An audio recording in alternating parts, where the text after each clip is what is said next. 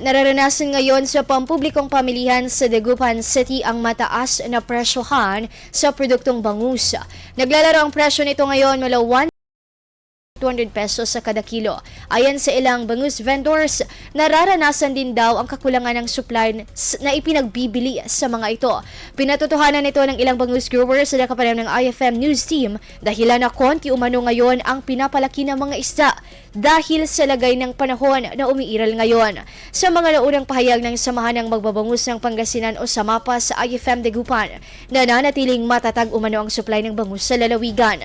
Samantala, wala namang malaki ang paggalaw sa presyo ng ilan pang mga produktong isda, shellfish at seafood products sa Dagupan City.